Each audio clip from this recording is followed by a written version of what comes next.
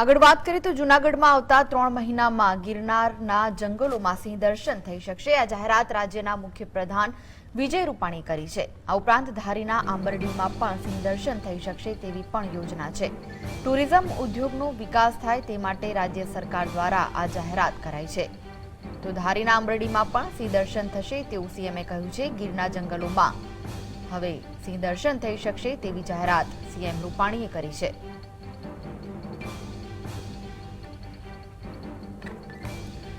આ વિશે વધુ માહિતી આપી રહ્યા છે મારા સંવાદદાતા સંજીવ। સંજીવ, જણાવો શું જાણકારી પ્રાપ્ત થઈ રહી છે?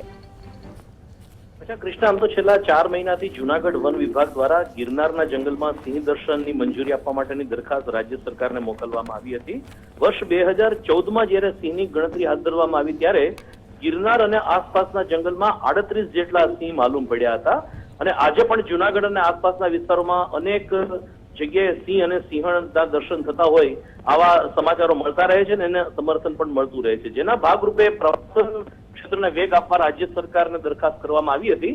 દરમિયાન આજે ભેસાણ તાલુકાના ચણાકા ગામે કુળદેવીના સ્થાનકે દર્શનાર્થે આવેલા રાજ્યના મુખ્ય પ્રધાન વિજયભાઈ રૂપાણીએ ત્યાં પત્રકારો સમક્ષ વાતચીત કરતા જણાવ્યું કે 3 મહિનામાં સિંહ દર્શનની મંજૂરી આપી દેવામાં આવશે અને આ અંગેની ફાઇલને અંતિમ ઓપ આપવામાં આવી રહ્યો છે। લોકો રાહ જોવે છે કે હવે જૂનાગઢ આસપાસમાં પણ સિંહ દર્શન શક્ય બને। કૃષ્ણા જી બિલકુલ, આભાર।